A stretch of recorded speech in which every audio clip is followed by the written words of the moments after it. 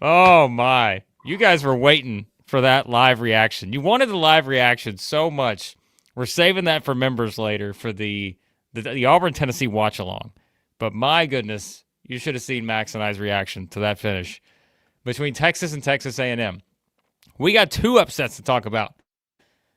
Texas, unthinkable. Just like the Aggies, win into Ole Miss, unthinkable win at the finish. Texas somehow winds up winning this game against Texas A&M. What was it, Max? What was I don't know what the number was. It was 4 with before Trey Johnson hit the 3. So what was it? 20-something seconds left, 4-point lead? My goodness. Be kidding me. Incredible, man. Oh, wow.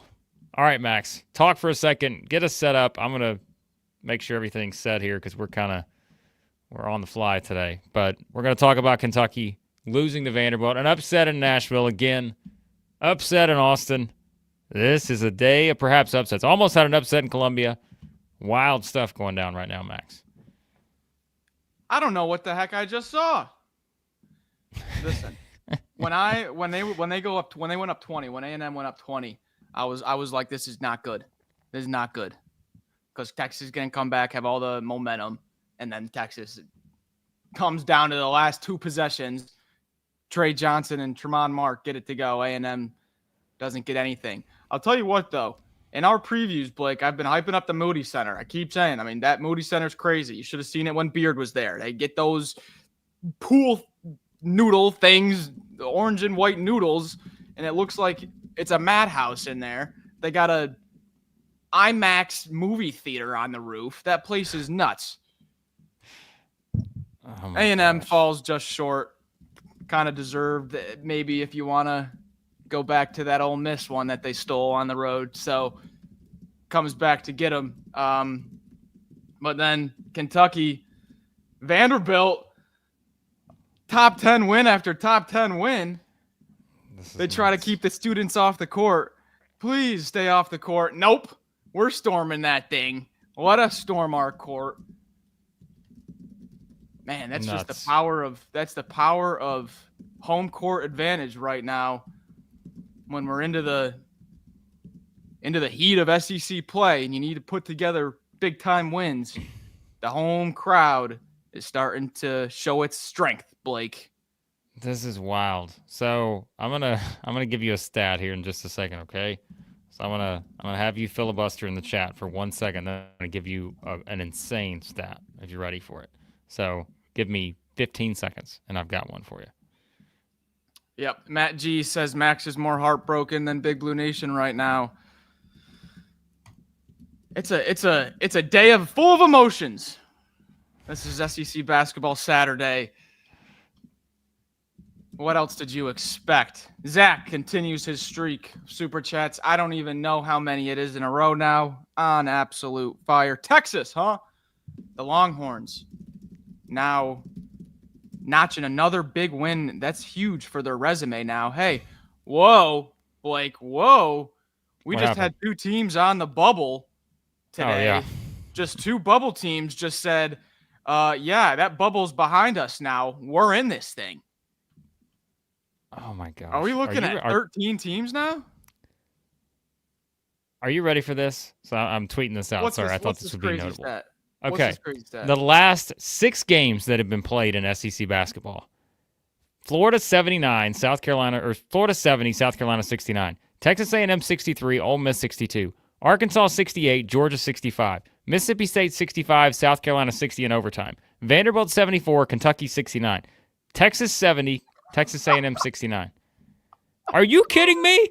The last 6 games played in this conference have been decided by 5 or fewer points. Now, this Florida-Georgia game, it's gonna separate itself a little bit. But this thing is insane right now. Are you kidding me? Like, every game except for Florida-Georgia just seems to be on a roll right now. So, my goodness. Don't worry. We're going to get into the games here in a second, folks. But we're talking about the insanity of this conference right now. It is wild. I mean, this is this is something. We are going to look back 5-10 years down the road, and we're gonna be saying, do you remember that 2025 season? Do you remember the craziness of that conference season? I mean, I think there was a comment. Where was it? I believe Andrew ATX A&M are frauds. I wonder if there's any bias involved in that. This is the funny thing, though.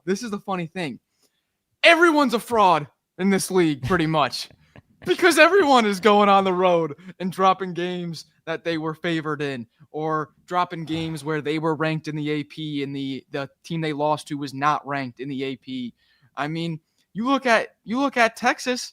This is a team that could. Now they didn't. I know could is we like to do coulda, shoulda, woulda a lot, but a few possessions go their way in some big games. They could have beat Auburn. They only lost by 5. It could have beat Tennessee. Only lost by 4. Now they beat Mizzou and Texas A&M in back-to-back games. I mean, Texas, if they had just played a little bit better against Auburn and Tennessee, I mean, we'd be talking about them top 5, top 6 in this league right now with all those wins. Yeah. Boy, that's nuts. All right, let's try to get some sort of I don't even know what it's called. Organization here. Collect ourselves here. We're going to collect ourselves. We just came off of 2 wild games, which 6 wild games. You go all the way back to Wednesday. But all right. So Max, you've already gone through some of the super chats, right? What have we gone through so far? Catch me up on that. So I haven't looked at it this point. We got through Zach's. Okay. We have got to get to Shark and Saw's Memorial Gymnasium is more intimidating than Bun Walton right now. What has this world become? Vandy versus the world. Blake, you tweeted it. The magic is back. Yeah, I mean, the magic's back. Vanderbilt's got 2 top 10 wins in 7 days. They've beaten Kentucky, they've beaten Tennessee, and if for Vanderbilt fans that are in here, they'll tell you, if you're looking at like the heyday of Vanderbilt basketball, it was back when they were holding serve at home and they were beating the Tennessees and the Kentuckys at home, the teams that were usually ranked high. They came in there. Vanderbilt was maybe an underdog, and it didn't matter because you knew you were walking into what you're walking into. You're walking into a building that's just really tough to win in, and that magic, that sort of drama has not been there to that level like this, in a while. And so, yeah, I mean, what did we say, Max? We're like, it's very clear. Like, the formula is clear now. If you win your home games in the SEC, you're going to the NCAA tournament. I don't care who you are. You have to win your home games, right? Yep. And Vanderbilt has said, all right, we're taking that on as a challenge because we've won 3 straight home games now after losing that first one to Mississippi State, and 2 of them have been top 10 wins, right? But think about this, too. It's like Vanderbilt beat South Carolina by 3, Tennessee by 1, and Kentucky by 5, right? And we talk about, like, look on the flip side for South Carolina, which we'll talk about Mississippi State and South Carolina at some point. But South Carolina has lost, what was it, Max? We tweeted out the same thing at the same time. We did the same exact tweet. What was it? South Carolina's lost 4 games by 12 points. 5. Yeah, by 12 points. 12 total points. That's it. So the margin for error right now is so thin. And I think in this game, never was that more clear. Because here's why, right? Yes, Vanderbilt hit 12 threes. They shot the ball well. They did the things that we said. If you're Vanderbilt, we said it's like the Ole Miss formula. These two have worked the same thing. Take care of the ball. 5 turnovers for the Commodores. Turn the other team over. 17 turnovers for Kentucky in this game. But I'll tell you this. What Vanderbilt does way better than Kentucky, and it was on display in this game, especially in crucial moments, Vanderbilt is a team that does the little things so well. I think Kentucky is a team that really seems to struggle with the little things right now. Like, we talked about the big things, right? The huge scoring performances, all that stuff. But we said coming in, the best offensive team in the SEC so far, the worst defensive team in the SEC so far. And I think you saw that here. Some of those little things that eventually add up, right? And it's coach speak type stuff. But it's like the little things, whether it's taking care of the ball, valuing the ball in crucial possessions, playing a good possession of defense when you really got to play a good possession of defense. Vanderbilt had more of those stretches of doing those things in this game, and that's why they were successful here. I mean, you can kind of, I hate doing it, but you can kind of bottle that whole game up into the last 5 minutes there. And the offensive turnovers, I remember there was the one that stuck out to me. Honestly, it was basically, this kind of encapsulated the whole game, was the force the double force to Amari Williams from Lamont Butler. First tries to get the first pass to him right on the right wing there. With only a few minutes left, Lamont Butler tries to do the bounce pass into Amari Williams. McGlockton's all over it, and he tries to reforce it, turnover, run out, easy points. That was pretty much the name of the game right there. And then how many times did the broadcast highlight Tyler Tanner? I mean, it was like every other possession talking about he was doing something. Either his taking care of the ball on offense, making sure the other team's not taking care of the ball, whatever it was. Tyler Tanner was one of the better guards on the floor today. And then there was another possession where I'll flip it, and I think Kentucky got a little bit of a short break. It was that like McGlockton box out where Amari Williams falls down, then Hoggard like fumbles it into the lane out to Nickel, and Nickel hits the shot of the year for Tyler Nickel so far. I was just like, oh man, the bounces just aren't going the Cats' way down the stretch here. But you got to credit Vandy for putting themselves in that position, right? So yeah, no doubt. There's no doubt about it. And shout out to Donnie, by the way, earlier too. Became a member of the It Just Means More tier. If you're joining in real quickly, we'll say this because there's a lot of people in here. Remember, we're doing the watch along tonight for Auburn, Tennessee. If you want to join us, we're watching that entire game.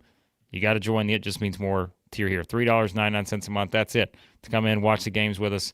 And yeah, you can join all the fans that will be in there tonight. Should be a good crowd for the primetime matchup. Quickly, Mother Carol, $2 super chat. Blaming it on me.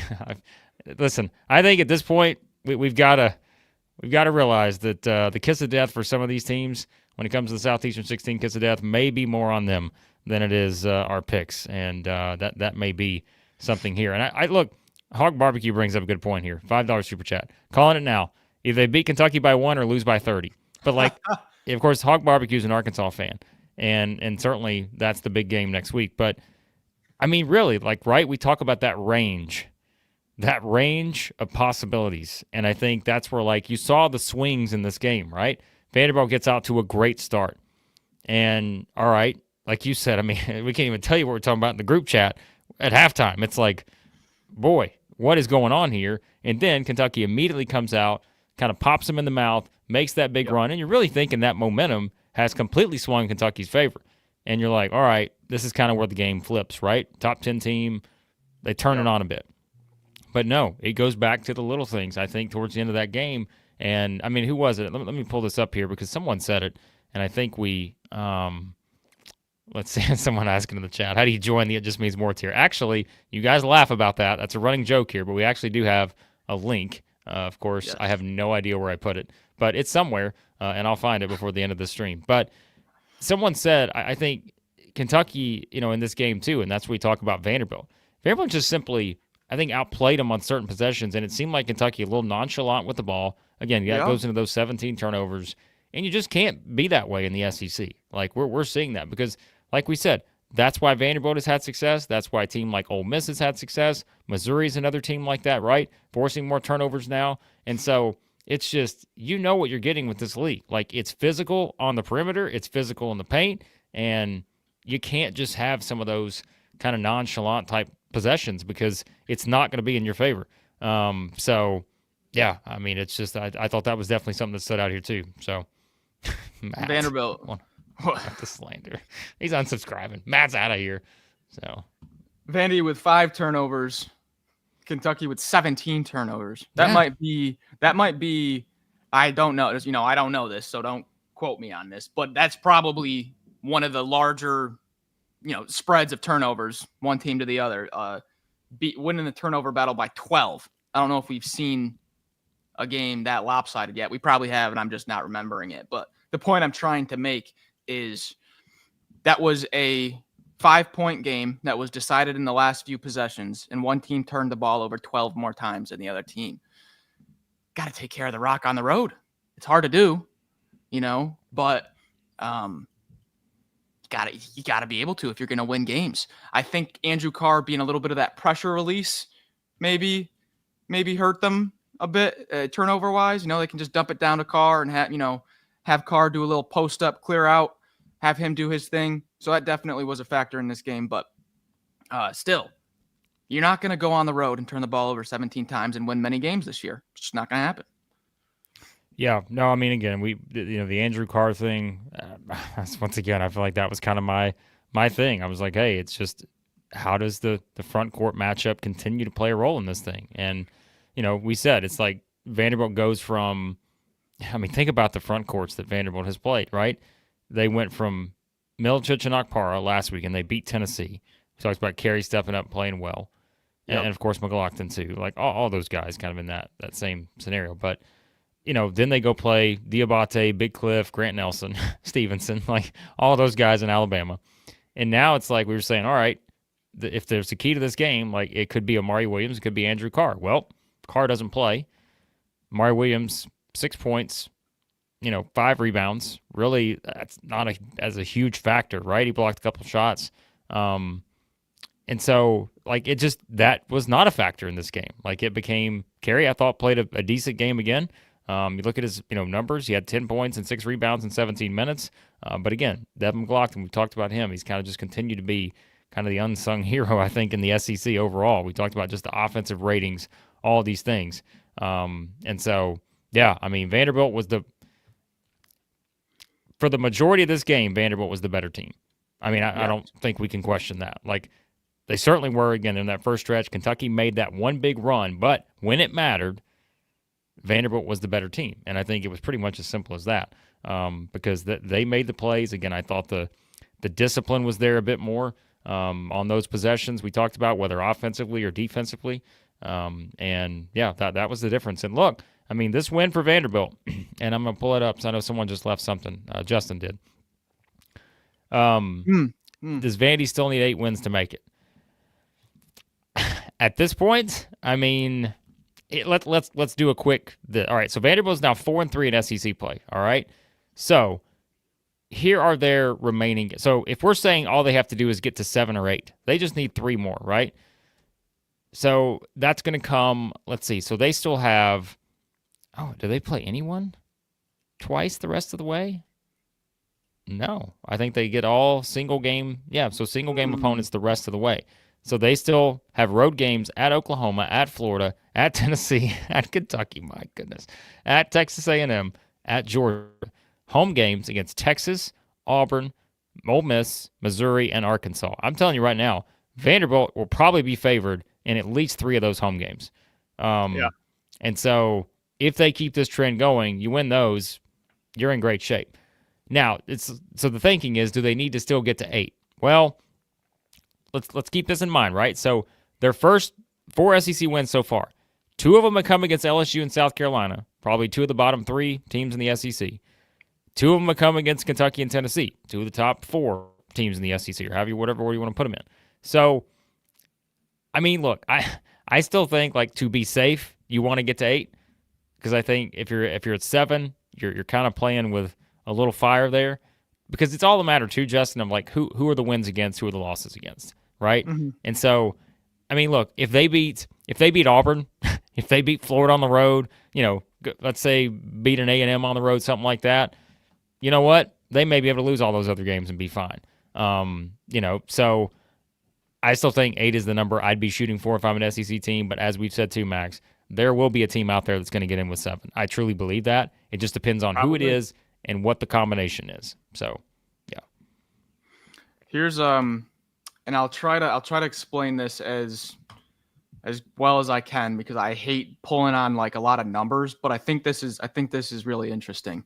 So I'm talking about Kentucky's KenPom page here, and I'll try to make this easy.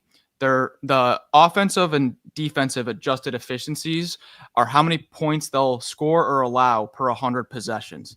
So Kentucky's offense on the season right now is 124.3. That's 5th in the nation. Their defense, 101.3. That's 79th. So 5th best offense, 79th best defense. Stark contrast. When you switch to SEC play only, though, they have the number 2 offense in the league, 118.1 points per 100 possessions. But then they have the dead last defense in the league, also 118.1 possessions. So their offense is incredible. 2nd in the league, in a league that has a lot of top 10 offenses.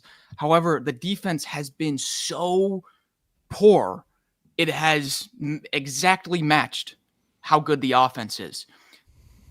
So the offense, can it get a little bit better? Probably, get a few more shots dropping. And, I really liked what I saw from Garrison, get Andrew Carr healthy. But that defense has to get better, or they're going to keep finding themselves in games like this. Yep, no question. Those defensive numbers, just an SEC player, just not. They're not good. You can't do that and, again, turn the ball over like that and expect to win on the road in this league, especially not against a team that just beat a top, 5 team a week ago. So, and by the way, Auburn fans, guys, I'm not saying my prediction is that Vanderbilt's going to beat Auburn. We were playing hypotheticals there, okay? We're talking about if they only need 7, beating Auburn, I think, would probably be that'd be a great addition to that 7 wins. So that's all I'm saying. I'm not giving you a spoiler right now, but listen, it's fine. So, all right, let's see what else we need to talk about here from this game. Anything else you want to talk? Again, we'll do the full primetime show tonight and everything. But anything else we want to hit on from this particular game, Max, before we quickly touch on a couple other things? I think we have a super chat left, but it's for Carolina, I believe. Okay. So, all right, let's see what else we're going to get here. All right. We'll talk about this game a bunch more probably tonight as well.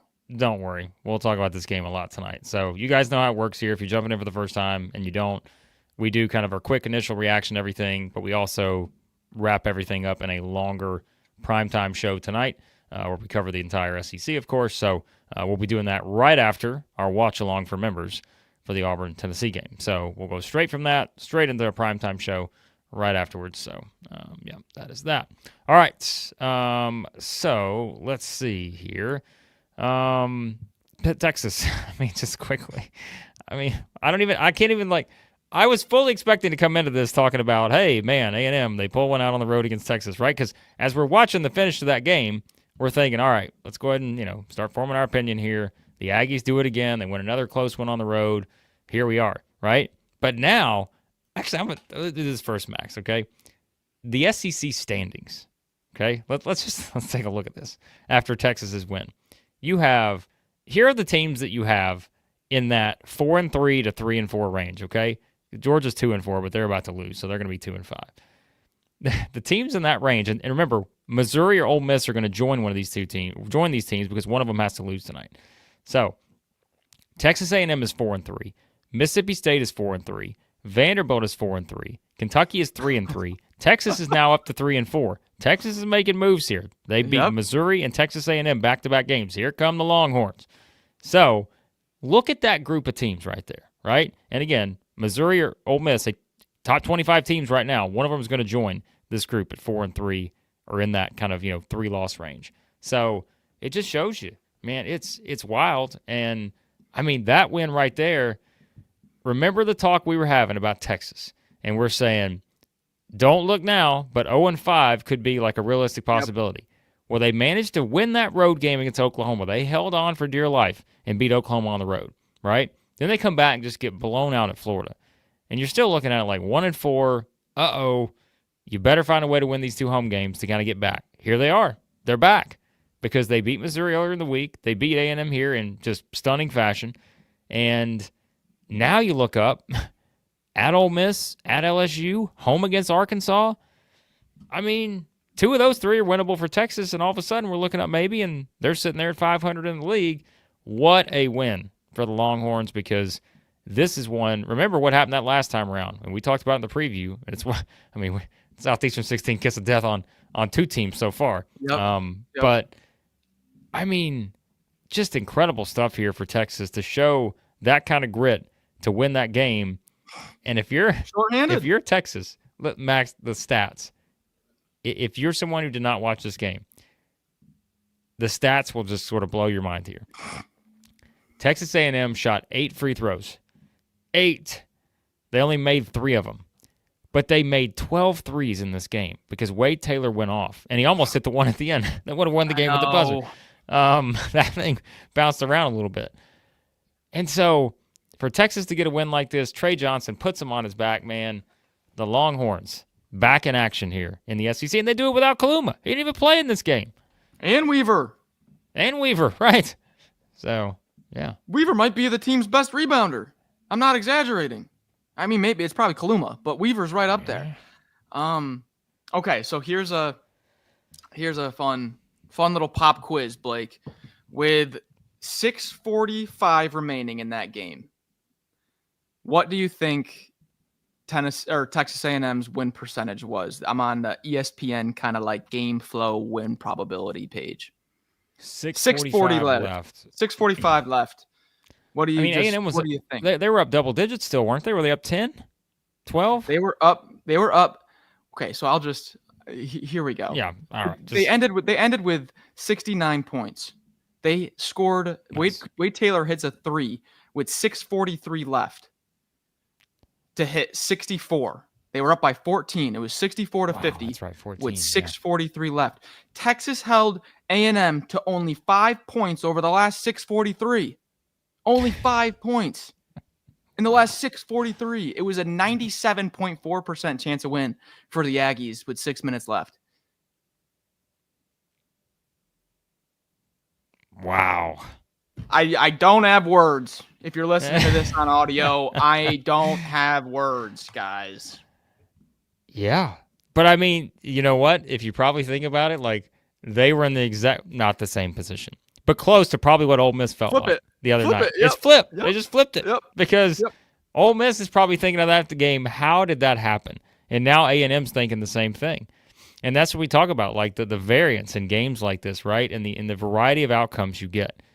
I mean, think about the games A&M have played now in SEC play. The Wild game where they won by 2 on the road at Oklahoma. They lost Alabama at home by 6. Like that was kind of one of those weird games. They had a chance without Taylor didn't play in that game, right? Yeah. So, and then they have the Wild game. They win by 1 at Ole Miss, and they lose at Texas by a point. And so, I mean, I've got to look this up because Ken Pom does this stat, and I'm going to look it up because I think it's got to be what I think it is. Are you looking for the Ole Miss game, the Texas A&M Ole Miss game? No, I'm looking at the close games that have been played in this league. You know, he always does the close game percentage. And it says 12 out of 49 games have been decided by, I guess it's fewer than 4 points or overtime. So 12 of the 49 games played, and it's wild, right? Because the last 6 have all kind of, 5 points, so it wouldn't qualify in that stat. But, yeah, it's wild, man. How many games have been like this year? The A&M, what was it, 90-something% chance with 6 minutes left, with a minute 19 left on Wednesday against Ole Miss. Texas A&M's down by 6 with a minute 19 left, and Ole Miss had a 92.5% chance of winning. So in the past 4 days, A&M's had 2 games where someone has had a 90% chance or higher of winning with 6 or minutes less in the second half, and the other team's won. That's nuts, man. Oh my gosh. That is just bizarre. Oh, that's where we're at in this league. That is where we're at. Man, but Trey Johnson, I mean, he clear freshman of the year, right? Better. Clear freshman of the year right now. I mean, not to say that no one else is like Pettifer, all these guys we talked about, but the numbers he's putting up are going to put him ahead of the pack, right? His stats are just going to clear everybody's. Yeah, that's the thing. It's just pure statistical advantage at this point on everybody else, because he's playing so many minutes and he's just putting up ridiculous numbers. So yeah, and of course this was the one where at least 33 minutes in every SEC game. Yeah, I want to say he's close to leading the league in minutes. He's third. Third. Okay. I was going to say, I looked at that the other day, but I couldn't remember exactly where he was at. And then, of course, in this game, he plays, 37. So, yeah. Well, I mean, that's how it works. So, a little fun fact here. Trey Johnson's number 1 player comp, the player that has the most in common with Trey Johnson's stats, is E.C. Matthews from Rhode Island when Dan Hurley had them go into the Sweet 16. If you remember E.C. Matthews, he had the white headband. Yeah. That's E.C. Matthews' senior year that Trey Johnson's putting up right now. I mean, wow. Yeah. All right, Zach, I'm going to push back on this a little bit. All right.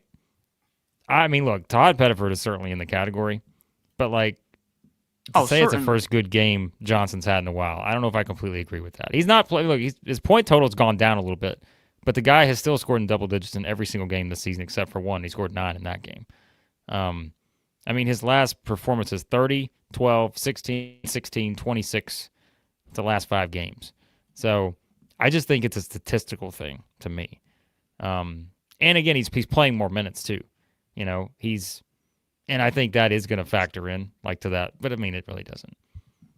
Take your pick, right? I mean, like we said, a lot of good freshmen. I mean, we said Boogie Flan would be in that category even before the injury. I mean, he was trying to do it, but I just think from a numbers perspective, we see how this thing goes every year in the league. It's Johnson's to lose right now. And I think that's just the facts. 10 of 10 from the line today too. Huge. Wow. Yeah, that's right. He made all of his free throws. Yep. Yeah, 10 of 10. 10 of 10. All right, let's get to a couple other things here. Mother Carol gifted 5 memberships. So nice. 5 of you now have the option to join the watch along tonight for Auburn and Tennessee if you want. And yeah, hope you guys join in. Remember, we do this members only content as well. We'll have more watch alongs. Next Saturday's watch along right now tentatively is set for Kentucky, Arkansas, but I'm not gonna be lying to you folks. Like, it's gonna depend on game outcomes too. I know that's still gonna be a big game no matter what, but we might have to see how it looks. But that is the tentative schedule for next week. So, all right. And now, let's see what else we need to get to. Max, let's get some thoughts on, well, let's go ahead and just quickly do this, and then we'll wrap up quickly with Mississippi State, South Carolina. So the Janai Broome thing, Bruce Pearl said today that he's going to warm up tonight.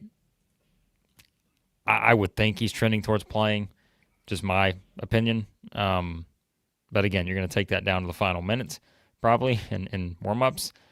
So Zach wants to know, anyone else worried that if Broome does play tonight but is limited, might mess with the offensive flow that they have or had without him, or is he so good that it would be a net positive anyway?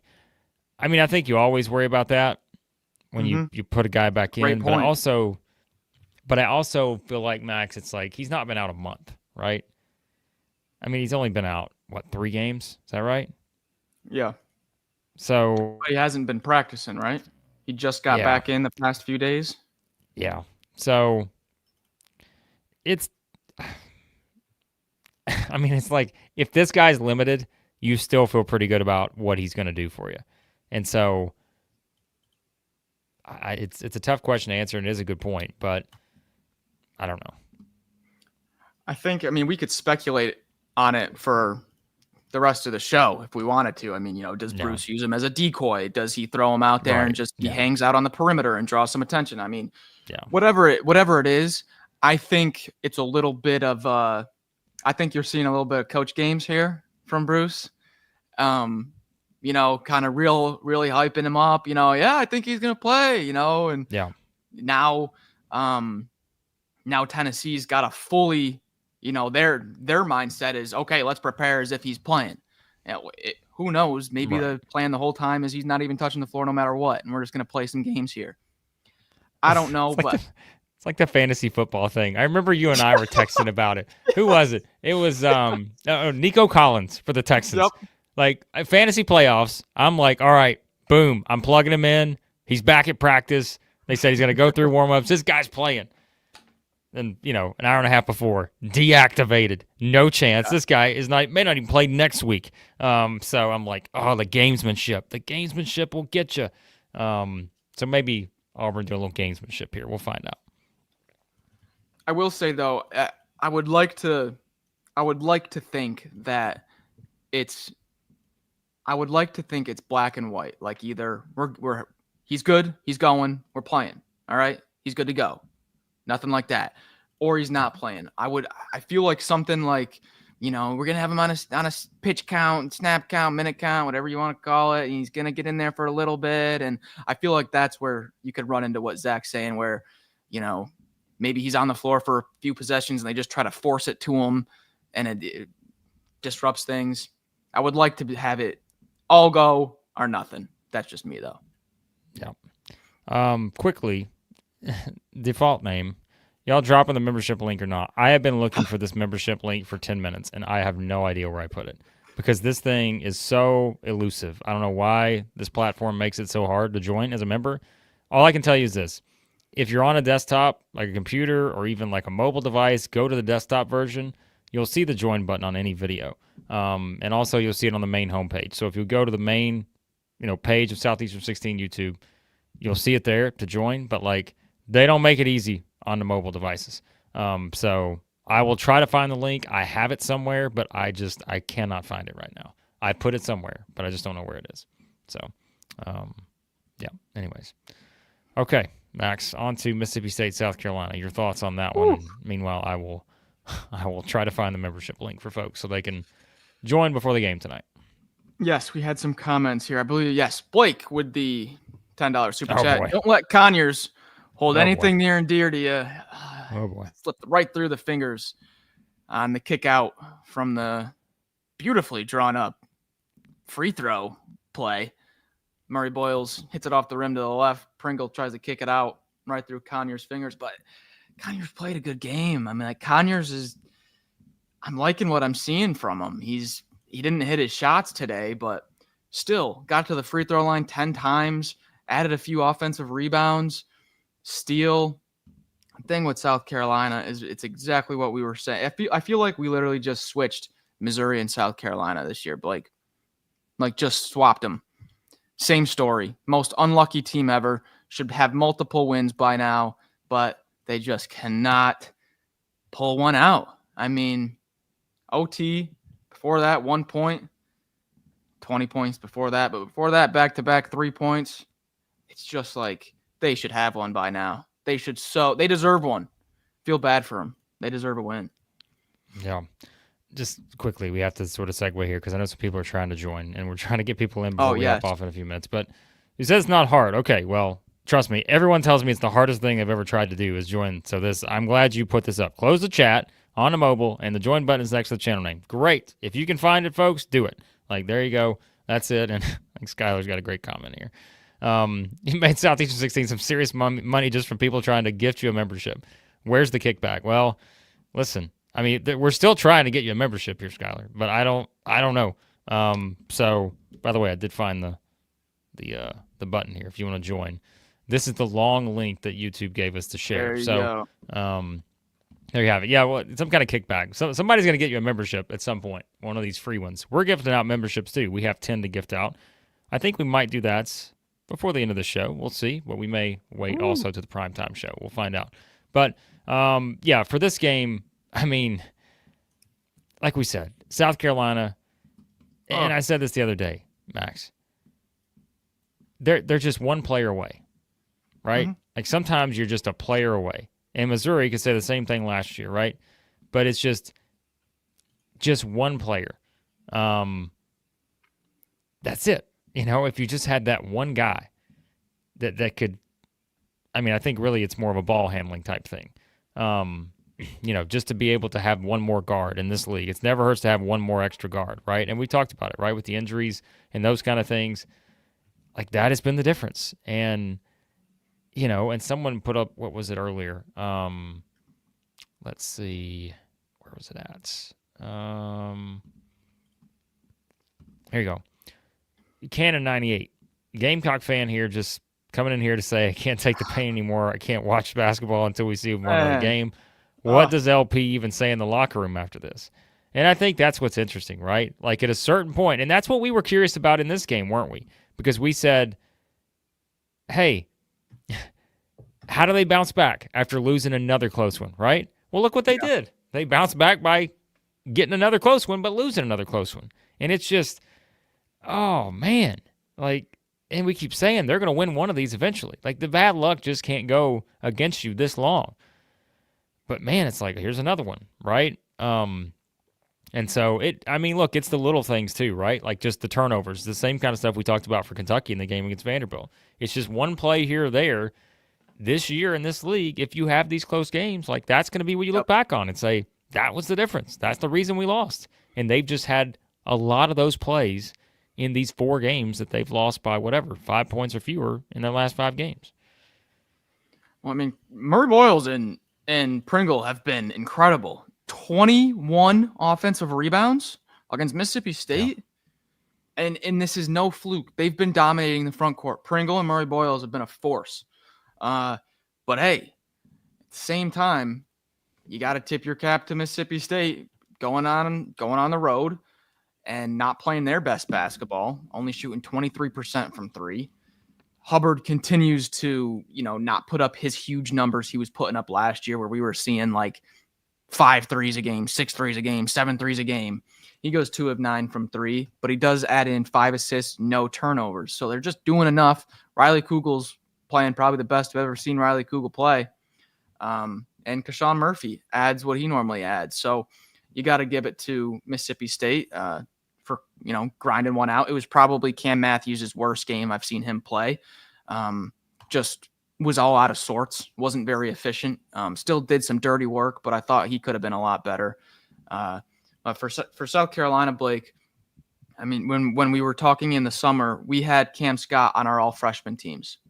We had Cam Scott on our all-freshman teams solely because we were like, they need him. There's no other guards, and nothing against him. It's just freshman, tough league, extremely tough league, and he's not ready for SEC play yet, which is what a ton of the freshmen are. But remember what we talked to Trey Gamillion about. Yeah. Mental. What did he say? 90% mental this game. So if you don't have your mental, you're 90% off. And think if you're a player for South Carolina right now, you think you've got the mental down 100% right now? I sure wouldn't. I'm not too much older than these guys. I would be a mess. So credit Mississippi State for getting a tough win, but I seriously I feel bad for the Gamecocks. Yeah, I mean, and look, the upcoming schedule, they go to Georgia on Tuesday, which, I mean, boy, talk about teams that seem to be kind of trending in the wrong direction right now. Yeah, Georgia just lost by 30 at Florida. They've lost 4 in a row at this point. So that's obviously a huge game for both teams, but especially, boy, if you're looking at it from Georgia in your NCAA tournament picture, that's one you really can't afford to drop at this point. Yep. But, if you keep kind of looking at this for South Carolina, right? Home against A&M. Still got a home game against Ole Miss. They go to Kentucky in there on February 8th. They're going to win some of these, right? They're going to get one. At some point. They've got to. And I think, again, you just kind of look at some of these potential options that they have, especially at home, because we're just seeing how they're playing. But even that, right? They lost by 3 at Vanderbilt. Don't forget that. They lost by 3 points on the road at a team that just beat 2 top 10 teams. So, I mean, it's not out of the realm of possibility that they could just do that too. So, but Mississippi State, like you said, I think for them, it's been a little up and down for Mississippi State. We've talked about it. I mean, they've kind of hit a brutal stretch in their schedule. Kentucky, Auburn, Ole Miss. Yeah, I mean, Tennessee, now they get another overtime game. And again, it doesn't get any easier. Like they play Alabama and Missouri now at home next week. So those are 2 tough matchups. So, yeah, I mean, over the next month or so for Mississippi State, they've got a pretty tough schedule, I think, when you look at kind of the way the matchups fall. So big to get that win for sure. So, all right. Anything else you want to throw in on this game, Max? Yeah, just looking at it, I don't know how it's going to play out, like what he's on pace for. But last year in 18 SEC games, Josh Hubbard shot 62 of 175, 35% from 3. He made 62 threes in conference play in 18 games. Right now we're 7 games in, and he is 18 of 61, 29.5%. So shooting less and making less this year. And I think you can directly correlate that to Clary not being there to take some pressure off of him and let him play off ball more. So just a trend I'm seeing compared to last year. Yeah. All right. So I'm going to pull something up here because Philip in the comments just put this up, and I was actually going to look this up before he said it. Max, he was talking about the luck ranking in KenPom. Oh, and yeah. I was curious where South Carolina fell on that. Currently, they're 302. nationally in Ken Palm's luck ranking, which of course means, the bigger the number, the lower you are, the more unlucky you are. I think that's last in the SEC. Pretty sure that would be a fact. You know who the unluckiest team is in college basketball right now, Max? Any guesses? Unluckiest. Is it a high major? Oh yeah, it's a power conference team. I think this is Louisville? pretty easy. No, Miami. Gotta be, right? Like, it's not a no-brainer. The games. No-brainer that it's Miami. So, yeah. But, yeah, I mean, I thought they'd be lower too, Philip. I know you brought that up earlier. I thought it would be lower. But, yeah, we'll see. Blake, we did have one chat. Did you have a direction you wanted to go in right now? No, take it wherever you want, and then we'll wrap up here in a few minutes. I'm not going to be able to find it, but there was a few different chats that were saying, what's wrong with Andrew Carr? Is Andrew Carr going to be back soon? Oh, yeah. What's going on with him? Here's the thing. He's been dealing with this back injury, back tightness. I don't know the cause of it, but you see him with that on the sidelines after he would come out. He'd put on that black, waistband back brace that he had. This is why I'm a little bit more concerned than usual, is they just had the week off, Blake. You just had the whole week off. He's still not good to play. And you're playing on the road, against a good team. So you would think that, like, if he was available to play, he'd be out there. And so if a week off isn't going to get you right, what is the timetable? Is this thing is this a back thing that's going to be lingering the whole year? Because that's where it's trending. So I'm a little bit more concerned than I was maybe last week. If you remember in the watch along, and I know some people commented on it, but I said when he went off the court that one time and he put the brace on, I said, is that normal? I know people are like, well, he has a back injury. I'm like, I know, but like, was that something that he's done since he's had the back injury? I don't know. And again, he may have, but I was a little curious about that. And so, and it's lower back. So yeah, it's definitely, yeah, you can see, yeah, it's, you just never know, like, with that kind of stuff. So, yeah, it's brutal. So, because again, right, we can play this game with a lot of SEC games so far. It's like, okay, if this guy's on the floor, how different is it? But like, again, we could do that with a lot of games, and it's just, yeah, it's tough. So, man, I don't know. So, I mean, I think Philip asked the question earlier. Which school which mark was the better hire, right? It's like, I said, I thought Vanderbilt made the better mark hire, and it's not because Pope's bad. He'll do fine. He also didn't inherit the complete mess that Byington did. And I think that's a good point, right? I mean, it's just, both guys were rebuilding their roster from scratch, basically. It's just that when you think about, for Vanderbilt, how quickly it has turned around for a program where they've been waiting for this for a while. I mean, it's like, hey, give us something to feel good about for a long-term stretch. And like we said earlier, right now, they're an NCAA tournament team. There's no question about it. They were a 10 seed going into today. I mean, they're jumping up to at least a 9, maybe the top 9 seed, if not an 8 seed, after a win like that. So, yeah. When's the last time Vandy had a single digit? It was in 2017 with Bryce Drew. That's right. Yep. They had a 9 seed. Was that the? But you have to go back. Northwestern game. Yeah. Yeah, but then you have to go back to 2012 for that. So I mean, the last 13 years they've had one single digit seed. Yeah, because a couple of those were they playing twice or they're playing one. I don't remember, but 2016 was a play-in. That was Stallings last year. That's right. Yep. Yeah. Wow. All right. It was quickly talking about Florida. We weren't expecting maybe to talk about Florida, but now, I mean, boy. Oh my goodness. The Gators just chomped a little bit. 89-59. Florida beats Georgia by 30. I do want to make this about Florida, okay? But we have to talk about both teams, and I want to do it within the context of where Georgia's at right now. Because I said, that's a team that's really hit a slide here. And, we always ask, are we concerned about a team? Well, if you're a Kentucky fan today, you're concerned because you're looking at the defense and saying that something's got to give here.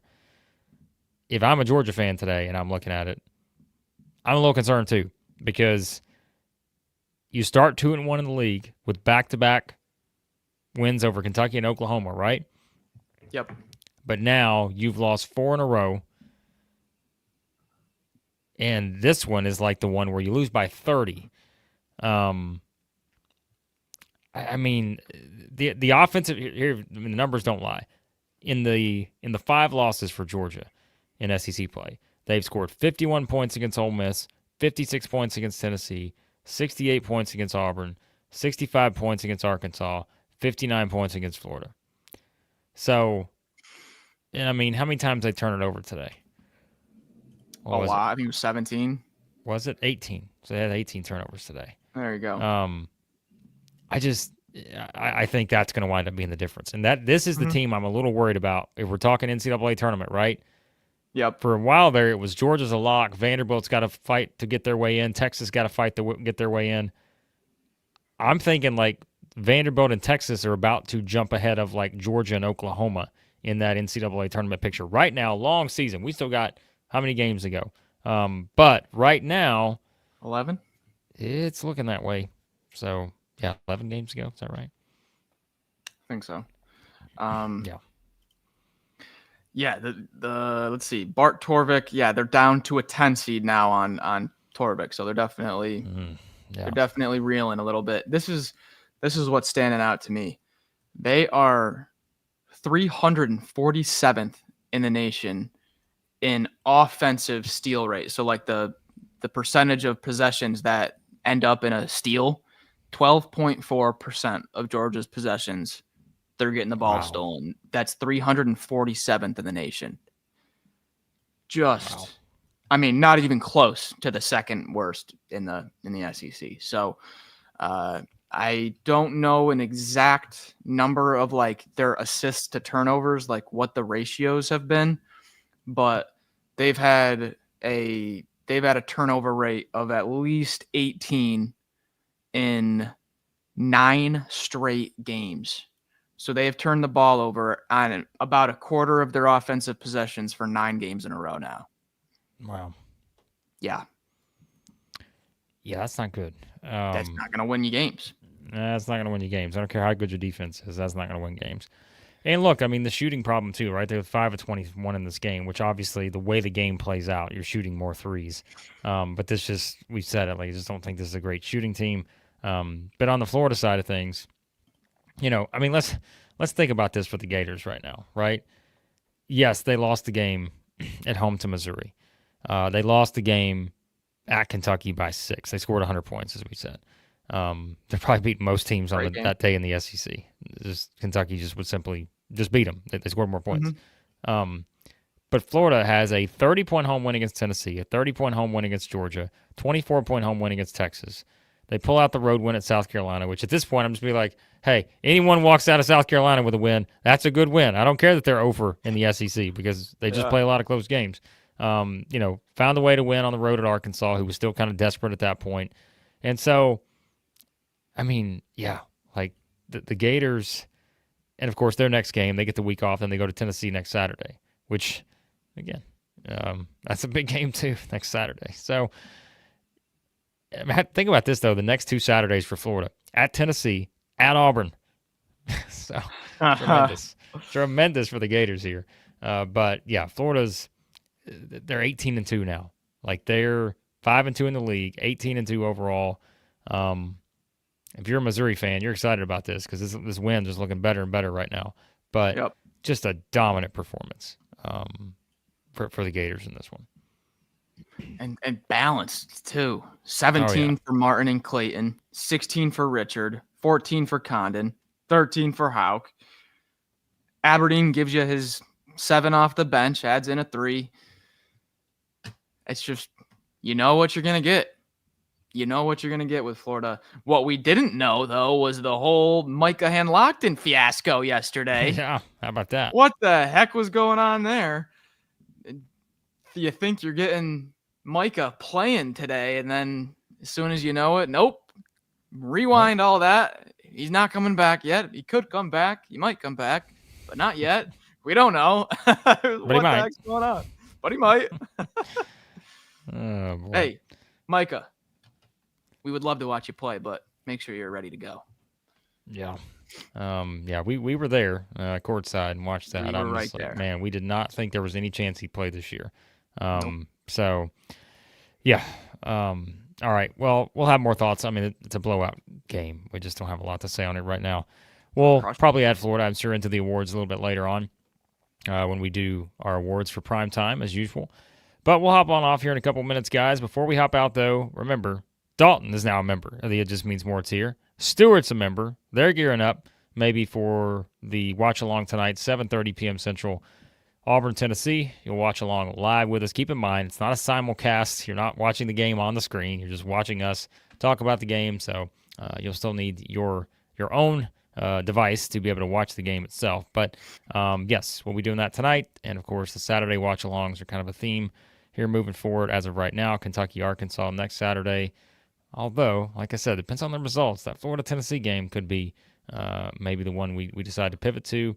And we said Florida-Auburn the following Saturday. My goodness, big game. Did you see the game day is skipping Arkansas, Kentucky, going to Duke, UNC? Yeah. What was pushback on that? What was the final UNC Boston College today? I don't remember. Oh, it went to OT. Did it? Okay. It went to I know OT, Boston College was making it interesting. Okay, so North Carolina won, 102-96. All right, well. Boston College they're up by 13 4 and with 8. 20 seconds left. And they're 13-8 now. So, yeah, I'm not surprised. But, Sanders Logistics. Brian's always in to remind me about Sanders Logistics, by the way. Brian is the go-to because I always forget. Pat wants to know, we'd be synced in for the watch-along. Probably not. Not even Probably not even close. We do our best, okay? We do our best, Pat. Hanging out with us. Listen, we will do our best to try to sync. We will do the best we can. Sports Recaps wants to know, where can you join the channel on mobile? Salty AU Tiger in the chat, where you said earlier. I think you have to close the chat. Join button should be right there beside the channel. That was what we were told earlier. So, yep. I can also drop the link again if needed for you guys. Who wants a free membership, Max? I'm feeling like I want to give out some gifts here. Ooh. Should we give out some free memberships to some people? I believe so. We haven't done that in a while. You know what? We're feeling generous. So let's see if 5 more people get to join. Again, we don't get to determine who gets these gifts, folks. Keep that in mind. We don't get to determine it. I'm going to make that very clear. We don't get to make that choice. YouTube makes it completely random. So, therefore, there's nothing we can do about it. So, I apologize. Donovan, you're already a member. I'm not giving you the membership. You're already a member of this thing. So, all right. So, we gave out 5. I think, actually, it lets us give out 5 more. Let's just go ahead and give out the full. It's almost the end of January. We get a reset every month. Let's just give out 5 more and see who gets lucky. Again, guys, blame the platform, not us. We don't get to choose, which I think is kind of wild, but we don't. It's just completely randomized thing. If you're watching in the chat, you randomly get chosen. So 5 more heading out your way, and hopefully you are one of the lucky ones that gets a membership here at Southeastern 16. So Jason Edwards is one of the ones that was given it, Max. Is that? Did you think it's? You think he's in the house? I think Jason Edwards is the person who actually gets it. So there you go. I was actually meaning to say Phillips Jason Edwards, probably my favorite performance of the day. I loved what I saw from Jason. Yeah. So, Skylar, I don't know what's going on. Like, something's got to be going on because I just feel like at some point we've done this so many times. It's got to happen. The thing on. She said it was on, but I don't know what's going on, Skylar. But there you go. Hope you guys enjoy the membership. Again, we do what we can, but we cannot actually pick who gets it. So there you go. If anyone else is a member, by the way, if you are a member of the It Just Means More tier, you are allowed to gift out, I think, 5 or 10 memberships a month. So if you're in here right now and you've not given out your allotment and you are feeling generous, you can do that as well. Click on the join button or click on the support button, the little whatever it is, little heart, $, whatever it is. It'll give you the option for membership gifting, and you can give out memberships as well. So, yeah, we appreciate you guys. And I know, look, a lot of people will get free memberships and they won't continue it after the fact, that's all right. Hey, we're feeling generous. Hopefully you'll stay around. We hope you enjoy the members-only content, the watch-alongs, all that. We do it for you guys. That is it. But, all right, quickly, on the way out of here, shout out to Blake, also a member of the It Just Means Sports here at Southeastern 16. Love the SEC content. Amazing job we do. We appreciate that, Blake. Always enjoy it. This was asked earlier. How often do I do the radio call of the three-man fronts? Every Friday at noon. I am on there with the guys, the three-man front. So, yeah, always enjoy talking to Pat and all those guys there. So, Salty Tiger AU from earlier. I forgot to say this. Good thing for Southeast 16. Whoever wins the game tonight between Auburn and Tennessee, the Super Chats will pay the bills for sure. That's what we hope for. So you guys pay the bills here. Nicholas, did anyone blame me for the kiss of death yet? Yes, that is the case. But in reality, let's be honest. We've done this to both Kentucky and Texas A&M so far today. Auburn, nothing to worry about. No, we'll find out. It was right when we started saying the kiss of death doesn't hold weight anymore. It comes back. I know. It just came back, man. You can't doubt that thing. Not at all. Donovan, Blake Max, we appreciate the show with BP today. Hey, we had a nice interview with Bruce Pearl. You can check that out if you want to get his thoughts heading into the game, his thoughts on the Auburn Tigers. We had our interview with Bruce Pearl. Nice little discussion there. So, Mizzou interview as well. Yep. Talked to Trago Million. Nice interview. Missouri Tiger fans, if you want to check that one out. Lots of baseball interviews on the channel. Head coaches, if you're a Kentucky fan and you're like, hey, I'm turning the page of baseball season. You shouldn't be just yet. But if you are, Nick Mancioni, the guy's talking with them. You can check out the interview there. Other interviews as well, baseball coaches. So there you have it. All right, Max, are we done here? I believe so. I don't have anything left. Max, you heard it here first. Max has nothing left. Except he forgot that was not the right answer. Because what he should have said was, you know what, Blake, I'm done here, but I've decided to be done because I got something else to do. And you know what else he's got to do? I was just setting you up.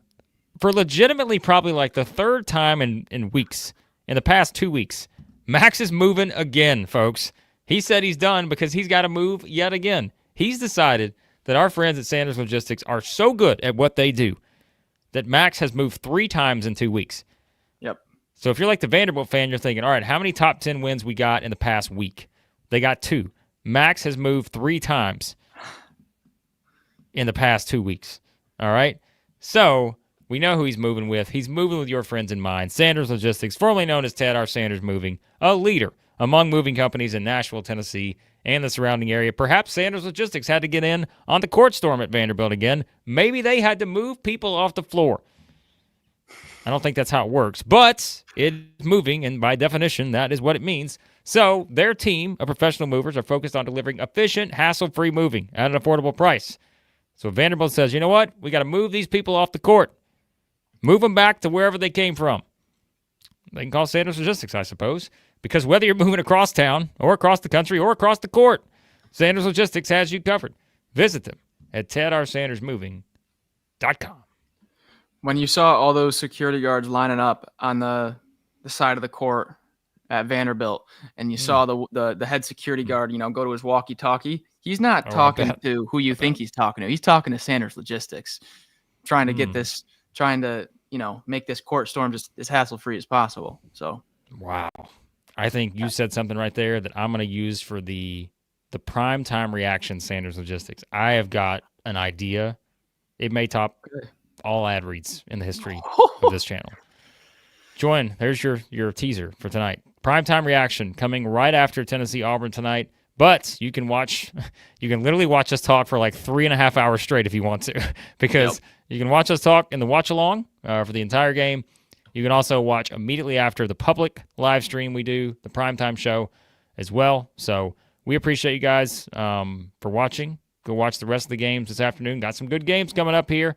And we'll be back 7:30 p.m. Central for our members. Auburn versus Tennessee. Primetime reaction after the game tonight. We appreciate you guys. All the nice words. All that. We'll talk to you soon. at Southeastern 16.